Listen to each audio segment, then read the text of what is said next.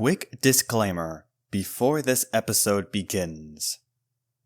All of the music used in this episode is licensed under Creative Commons Attribution 4.0 International License. To ensure that we are attributing correctly, not only will all the music be linked in the description below, but also we will be placing in the artist, the song, in the episode at certain points.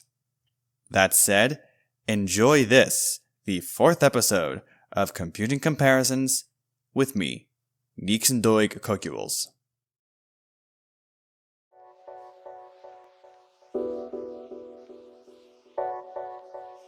It is only inevitable that you will be tired of arcade racing games like Mario Kart and Sonic and Sega All-Stars Racing.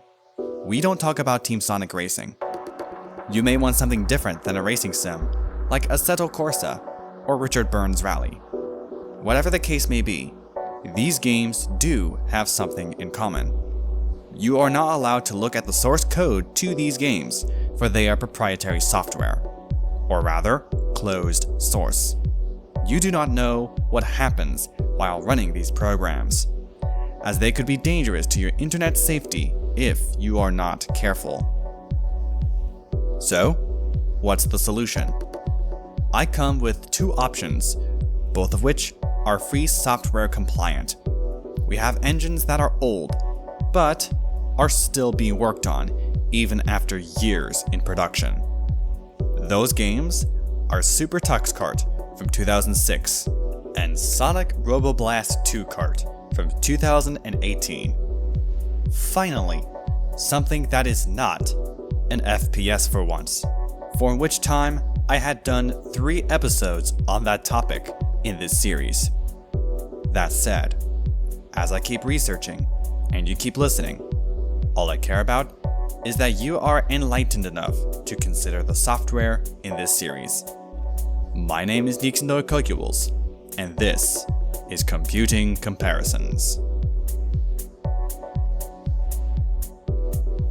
These 2 racers are considered to be free software, though the graphics for one of the games are not free, because they use a well-known IP. However, as long as people aren't making money off of them, Sega doesn't care, unlike Nintendo with their unscrupulous actions within recent years. Both are completely different playing arcade racers, with one playing more smoothly, in my opinion. You can imagine which one I play better with as we go along. Enough chatty. Let's start with SuperTuxKart.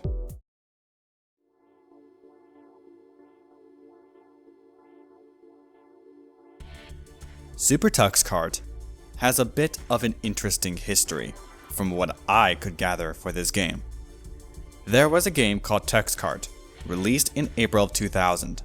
It was an arcade racer spearheaded by Steve Baker and his son Oliver.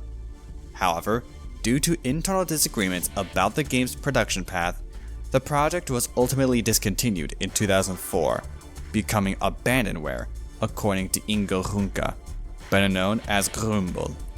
I know I butchered that. The game was unplayable because it was believed that the Game of the Month team didn't know 3D graphics. It stunk to be them. However, in 2006, that game was forked by multiple people whose names I will for sure botch. Jörg Heiker Heinrich, Eduardo Cos Hernandez Munoz, Marianne Aurea Gagnon, Jean-Manuel Samunkel Clemenson, and Stephen Just, who was the guy responsible for add-ons. However, after Cos and Hiker left the project, Aurea would take over as the main developer, with Samunkel as the art lead, and Typhoon 346 under Samunkel's wing. 2 other people, known as Beno and Alian, are currently project leaders. Add to that, many members of that community contributing.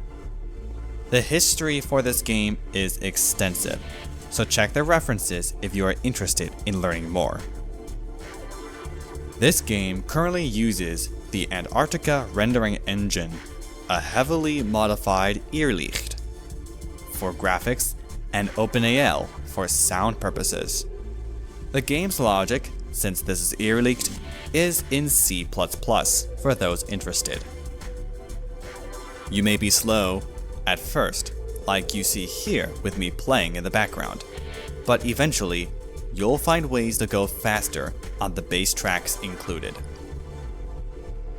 The roster of characters all represent free software projects, or multimedia made using free software. For example, there's Pepper from the popular webcomic Pepper and Carrot. She's the witch if you can't tell, as Carrot is her kitty cat. We can't forget the game's namesake, Tux, either, who is the penguin representing the Linux kernel. We have others like GNU, representing the Free Software Foundation's GNU project, Conky, representing the K desktop environment, or KDE, Kiki, representing Krita, and many others in the base roster. This doesn't include add-ons, some of which are OP from what I found. Others require a specific version like 0.9.2 from what I've seen, though we're in 1.4 at the time of posting. The maps are covered in a variety of different styles, from tracks of a more cartoony side to those from Speed Dreams, a free and open source racing simulator, to even tracks from other racers.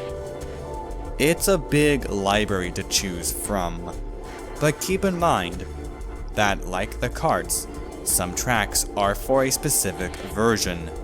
I hadn't tested them in the latest version as of yet, so I'll probably have done that before this episode airs. However, from what I had played, the tracks are quite chaotic with items, but man can they be slow. Pros of this game see shortcuts and little tricks to optimize times to go as fast as the game lets them. And no, I'm not one of them. This seems to be another esport, judging by its Revolt community, which is linked in the show notes below. Though, they do have Element, Discord, and IRC for those that use them. Element is a Matrix client, by the way. The characters play wildly different from each other from what I had seen thus far. For the base game, I could easily tell that the stats are a complete lie, at least to me. That's like in Mario Superstar Baseball, where the stats in that game are also a lie. I had made a video of me playing it as a punishment game for failing to complete a challenge playing Touhou Hisoten Soak, linked in the description too. I'm getting off topic. I always seem to do this as my mind goes everywhere. Getting back on topic, the drifting in this game is not good for me. It's essentially if an inside drifting bike in Mario Kart Wii on steroids. I'm thinking more of a mock bike or a flame runner, but their drift stat is tame compared to this atrocious drifting mechanic. It takes a bit to get used to it if you've played Mario Kart. I seem to hate walls because of it. Also, the items, they're disgusting. Good, but disgusting. I'll just say that. Let's move on to SuperTuxKart before I keep losing my marbles on this game.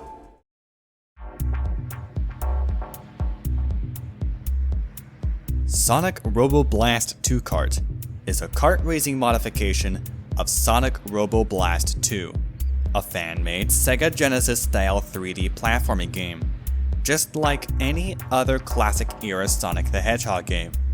Oh, and yes, the source code to the source game, colloquially abbreviated to SRB2, is open source, with exception to graphics and other assets for they are proprietary. This modification is also FOSS, and supported by its developers, known as Kart Crew, crew spelled with a K. SRB2K, which is what I will refer to it as, is made using the Doom legacy engine, just like SRB2. Yes, SRB2 is a Doom game because it's made using a modified id Tech 1.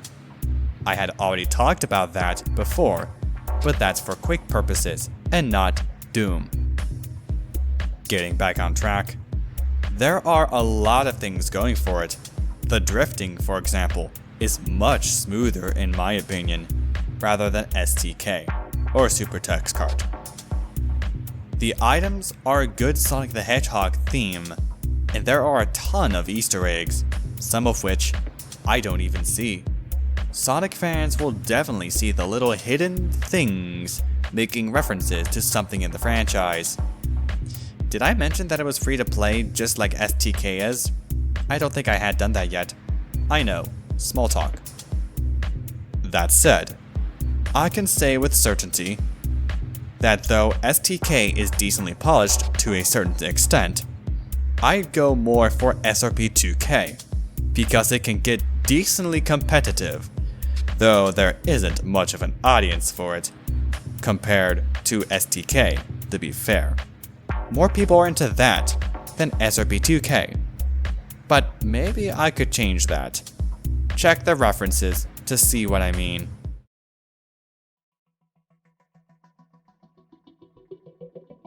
I hadn't done this in a while, so I would like to apologize for that. This episode was shorter than I like, mainly because I had not done as much research as I would like.